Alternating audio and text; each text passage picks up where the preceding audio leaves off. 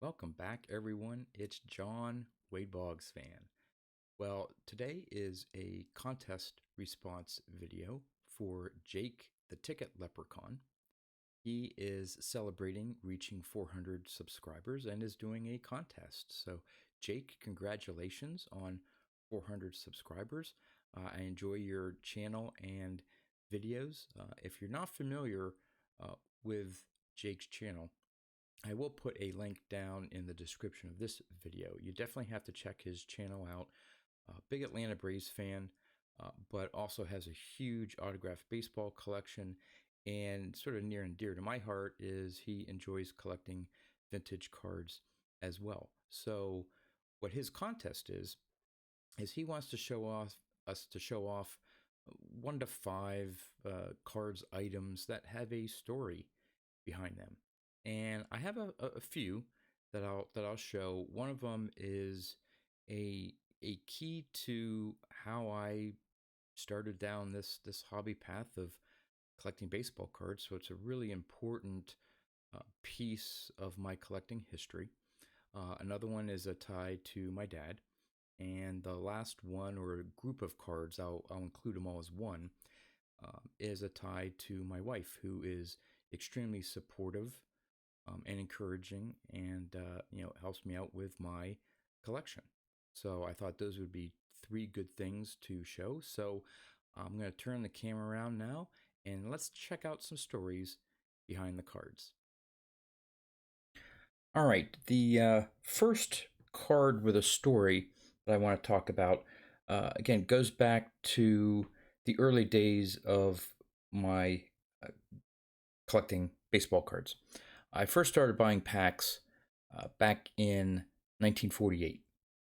And around 1981 or so, I started mainly focusing on complete sets, trying to put complete sets together and stuff.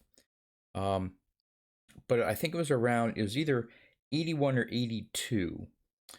And so I was 10 years old. It was 82, I was 10 years old in Little League.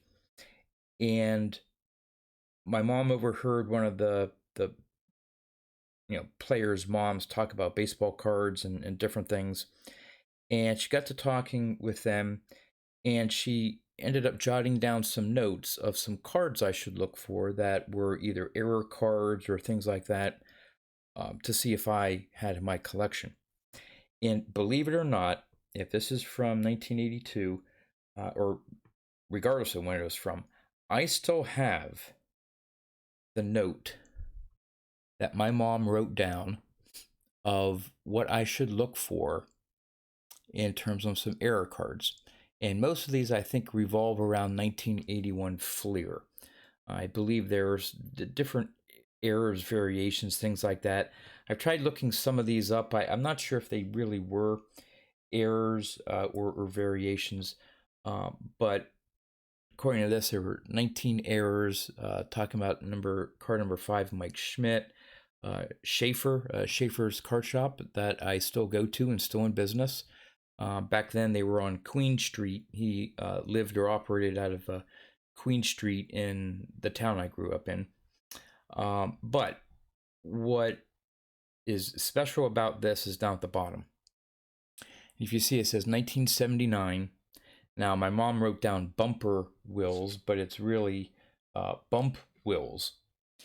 And there were 2 versions. And for some of you that may be familiar with this, there's a version of him with the front of the card showing that he's on the Blue Jays, and on the back it says, and he's pictured in a Rangers uniform. Right, so that's the error. The error, I believe, is more common. And back then, in say 1982, if you can see that, she wrote down that it was worth about $3. Now, this is when packs of cards were 25 cents, maybe 30 cents, something like that. I think in 83, maybe they went up to 35 cents. So to get a $3 card out of a pack of cards that say cost 30 cents, back then that was a hit. Well, the corrected version with him, again, in a Ranger uniform, Rangers team on the back, and a Ranger team showing on the front was worth $7 at the time. And so I went home after my mom wrote this stuff down and looked through my 79 Topps cards. And sure enough, I had the Bump Wills Texas uniform, Rangers on the front, and of course Rangers on the back. So back then I thought this was just amazing that I had a card that was worth $7. And maybe not alone, but this card here jump started my interest in baseball cards, and I haven't stopped. And now that I've gotten into collecting graded vintage cards, of course, I've picked up the graded version of the Blue Jays, still looking to pick up the graded version of the Rangers card as well. But now I have in my collection the Blue Jays variation and my original, which I will never ever sell, Rangers version. So that is one story. A second one deals with my dad. Now, I know there's probably some of you out there that you may have started collecting baseball cards as a kid because your dad collected cards, or he encouraged you to collect cards. My dad never really did collect baseball cards. He's not really into sports. He'll watch some sports, yell at the Eagles or Phillies or whatever, but it just was never into sports. Well, again, this is probably back in '85. I'm thinking 1986. Schaefer's, who again was my local card shop there, he would set up at a sort of a flea market on either Saturdays and Sundays. I think it was both days over the weekend. Well, occasionally my parents would take me, and because again, '85 I was only, or even '86 I was 14, so couldn't drive yet. So they took me, and I remember looking through just some binders of cards, and I think they were arranged maybe by year or whatever. But we came across. I looked at this one card, and my dad said, "Hey, it was a 1948 Bowman, and I'm almost positive he had the what Schaefer's did was put little sticker prices, and they put the price on. And I want to say this one was maybe $5 or $10, something like that. It wasn't too expensive, and I'm almost positive he wrote HOF on it, meaning this was a Hall of Famer and maybe Hall of Fame rookie or whatever. And I remember my dad, and again, I don't know how he knew this or whatever. He says, "Hey," he says, "you know, I know that book. That's a Hall of Famer. That may be one that you may want to get." Yeah, it was not in great condition, but this sort of started my general interest or fondness for vintage cards. So this was a very important part, and I'm glad my dad had me pick this up. No, it's not the Stan Musial. No, it's not the Yogi Berra, but it is the Red Shane East. And as you can see, it's way off center. You may not be able to see it here, but there's been some pencil writing that was erased. There's I don't know, some sort of mark there near his hat on the back. Fairly clean. No paper loss or anything like that. The corners aren't too bad, but this would, at the best, would be a 1. I mean, but that's not the point. The point is that my dad saw this, thought it was neat, and again, for the price, a Hall of Fame rookie card from 1948. So again, this is another card I've had in my collection for decades, and one that I would never get rid of because my dad helped me pick this out, and it started my interest in vintage baseball cards. So there's a second story. So the third story, now this has a group of cards, not just one. But as I mentioned, the third tie is with my wife.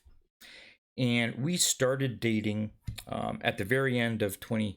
2015. It was New Year's Eve, actually, 2015 into 2016. We got married in 2018. But starting around, I think it was Christmas of 2016, so we had been dating for a year. She has been getting me baseball cards for either my birthday and or Christmas. We sort of backed off doing Christmases. We're saving for a house and stuff, but we get something for each of us for our birthdays. Anyway, she wanted to get me some Wade Boggs cards, and when she first started off, um, she checked eBay and she found cards that she thought were really cool, and they were. And so she bought them on iAppeal, but not knowing whether I had them or not.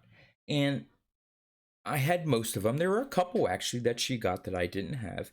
Well, even though I truly appreciated the thought and the time and effort that she put in, and the ones that she bought are gorgeous cards. So I loved them either way. But she felt bad that she was getting me cards I already had. So after that, I had been sharing with her my spreadsheet of my Wade Boggs checklist that has all the cards that I have and the ones that I don't have.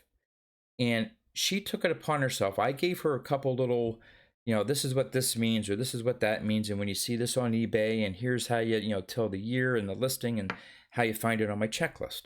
And she's run with it ever since. And I'm amazed, blessed, thankful, lucky that I have a wife who is so supportive of my collection, wants to see my collection grow, and it's just amazing. So I just want to show you a couple of the cards that she's gotten me over the years. And again, it has nothing to do with value, but it's just the type of cards that she's gotten for me for my collection that I didn't have, and just how amazing these cards are. So the first one is from 2005, SP Authentic. It's a Signature Honors autograph card, and if you can see there, it's serial numbered 4 out of 5. So she saw this pop up on eBay, and what she does is she always asks for my phone, and she'll check what I'm watching on eBay, and if she's looking at something, she'll delete it from my watch list. I have so many cards on my watch list, I don't notice sometimes. So I don't even know if I was watching this or if she got it for buy it now or whatever. But that's a pretty cool low serial numbered autograph there. The next one is from 2006, Topps Triple Threads, and I was floored when I got this. It is a triple bat piece of Bobby Doerr, Ted Williams, and Wade Boggs. It's the gold version. It may be hard to see there. Serial numbered 6 out of 9. Just an amazing card. Gamey's piece of Ted Williams, Bobby Doerr, and Wade Boggs on one card. It's just amazing that I got this from her.